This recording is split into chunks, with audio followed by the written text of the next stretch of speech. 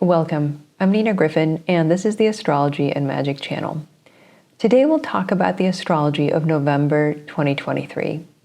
First off, I wanted to say thank you to all of my patrons. I appreciate all of your support. If you would like to become a patron, you can get astrological and magical recordings exclusively. You can get them early, and at the highest tier, you can get my monthly Magical Elections ebook, which teaches you how and when to make astrological talismans. You can go to patreon.com/Nina Gryphon and see what is on offer.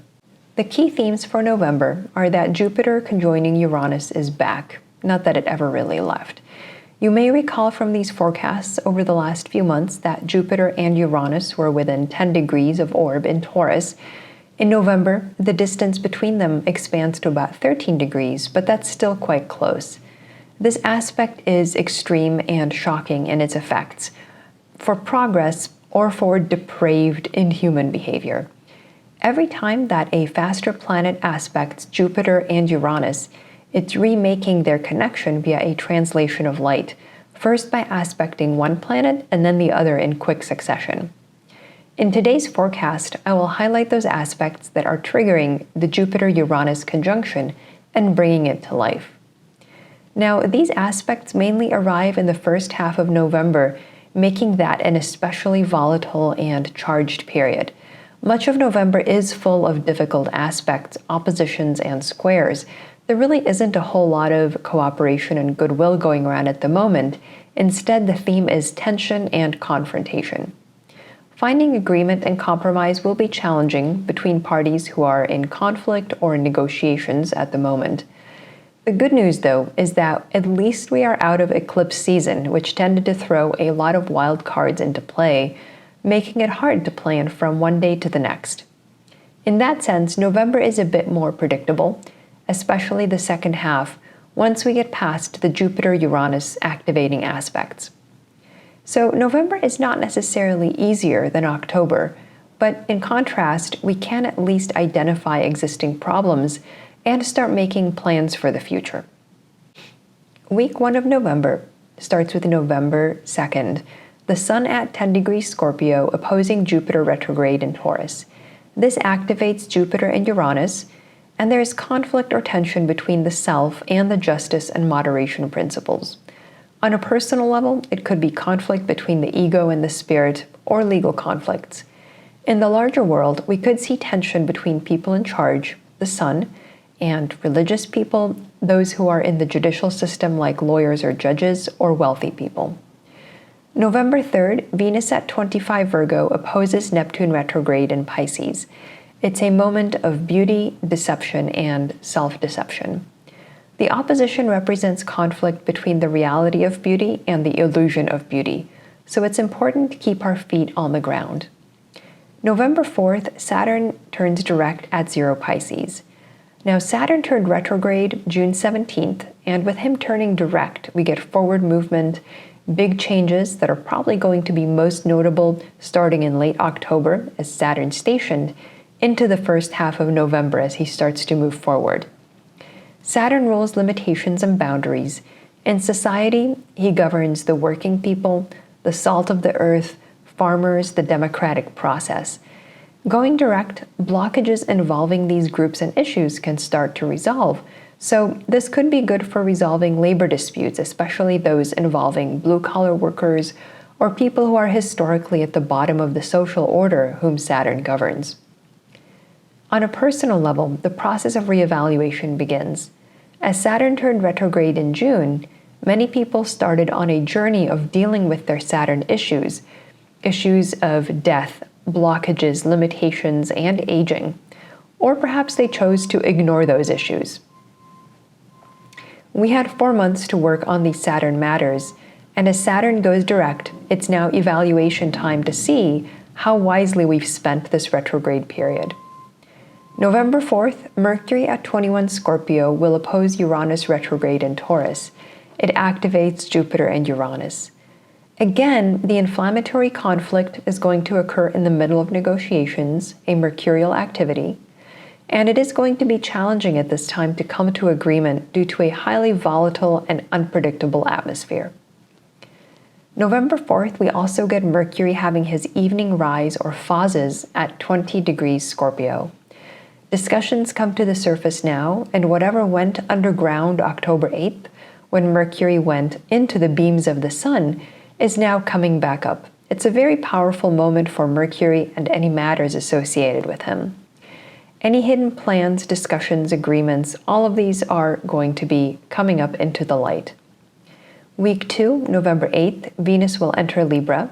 She gains dignity by leaving her fall and entering her domicile. This moment is empowering for Venusian activities and people, which includes women, LGBTQ folks, anything to do with the arts and artists. Libra is also associated with the legal system and commerce, so Venus in Libra can indicate harmony and unity being possible in these fields. November 9th, Mercury will enter Sagittarius, and this is the sign of his detriment. So it's kind of a challenge for Mercury to be in Sagittarius. Now, at this point, Mercury is in the world of big picture incendiary fire sign Sag, and the cerebral and detail-oriented Mercury is not going to be in his natural habitat, but he has to learn to think big thoughts with the same methodical approach that he takes in when he is in Virgo, for example. November 10th, Mercury at 0 degrees Sagittarius will square Saturn in Pisces. This already happened June 15th with Mercury in Gemini. There could be a disaster related to water or sailing around this time. When Mercury squared Saturn June 15th, there was a big disaster where a migrant ship sank off of the coast of Greece and dozens of people drowned while being towed by the Greek Coast Guard. A few days after that, the Titan submersible imploded.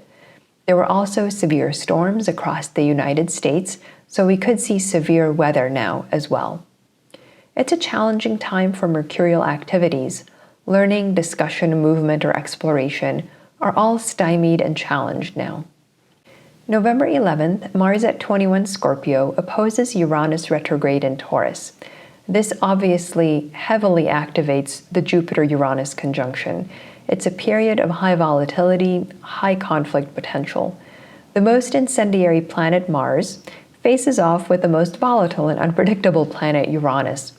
The last time we got this aspect was in November 2021, when there was heavy, sudden flooding in Washington state. At that time, we also saw clashes between border authorities of certain European countries, such as Poland, and migrants waiting outside the country's borders. We could see missiles and explosives flying around this time.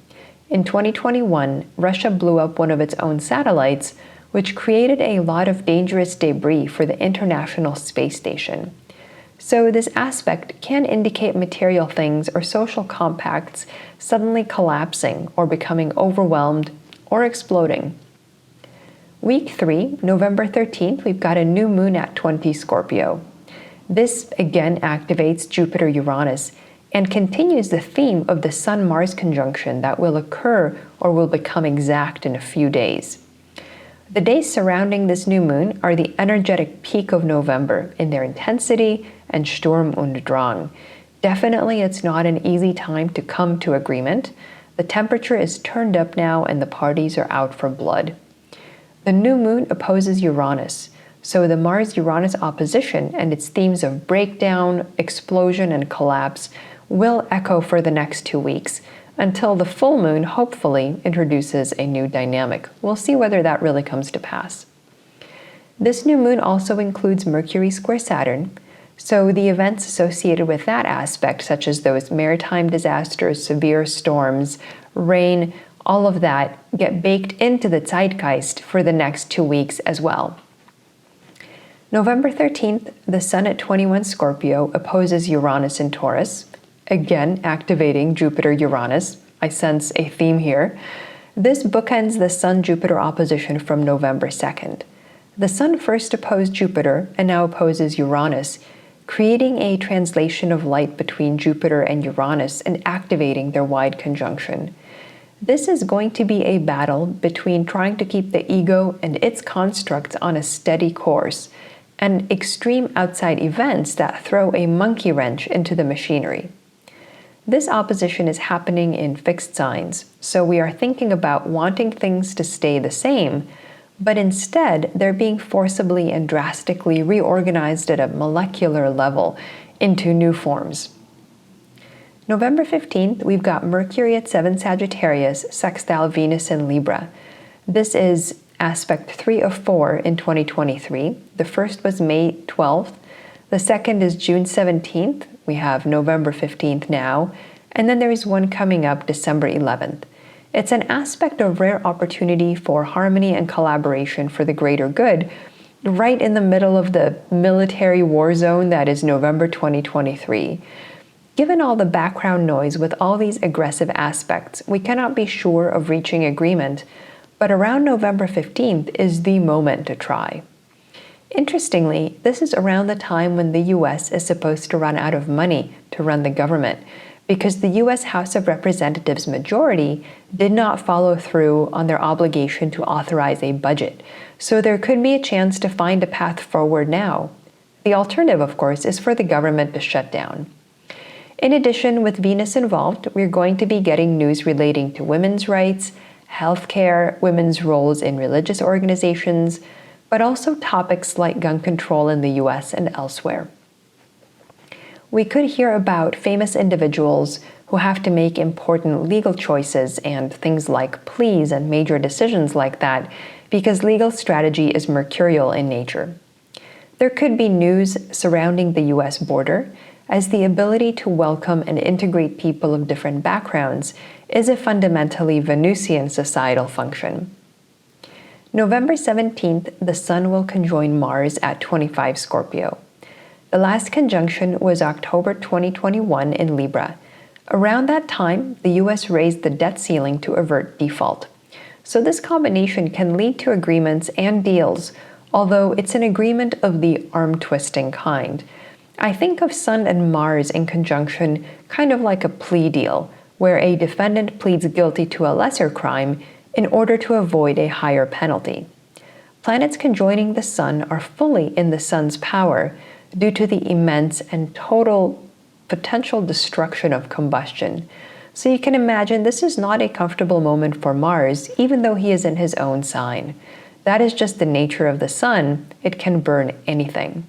If you are playing the role of Mars now, someone who just wants things to burn for good or bad reasons, at this moment you are not the master of your own fate and are enthralled to a much greater power than your own. It can be an uncomfortable realization, but it's highly educational and, let's just say, purifying. This is the end of the old Sun-Mars synodic cycle that began in October 2021 and the beginning of a new cycle that will last about 2 years. Now, November 17th, Mars and the Sun at 24 Scorpio will trine Neptune in Pisces. Now, a trine to Neptune by both Mars and the Sun suggests intense activity around water, whether in the form of storms and rain or the ocean being deadly as it usually likes to be, but we could also see something involving mass warfare or chemical pollution of some kind. In any case, conflict is now very amorphous. It is fully clothed in Maya, which is the term for the illusion that makes up material reality. It's hard to see the truth now, so keep that in mind before you embark on your warpath. Week 4, November 23rd, the Sun at 0 Sagittarius will square Saturn in Pisces. The Sun is the symbol of vitality. It is being quashed by Saturn, the planet of death and decay. Both planets are in Jupiter-ruled signs now, so the conflict could revolve around the principles of justice, fairness, good works, charity, but also religious or spiritual ideals. Certainly, it could be a moment involving a legal showdown because Jupiter rules the judicial system as a whole. Generally, this aspect of Sun and Saturn suppresses robust good health and vigor, so on a personal level, take your vitamins and take care of your health now. We could be seeing elevated levels of the usual winter nasties around this time. November 24th, Mars will enter Sagittarius. It's a challenging placement on a mundane level. As I never tire of telling people, Sagittarius is the only sign that carries a weapon as its symbol. And indeed, Sagittarius means the archer in Latin. This can be a placement of conflict, violence, inflammatory events, and explosions. In the US, of course, very often we see major historic mass shootings, but of course we could be talking about more war in the Middle East, in Ukraine. We have so many war zones that are active at the moment. Really, Mars in Sagittarius could leave its mark anywhere and everywhere. Now, Mars will be in Sagittarius until early January, but the one good thing about it moving into the sign is that it's out of Scorpio, where it was making hard aspects to Uranus and Jupiter and generally wreaking havoc.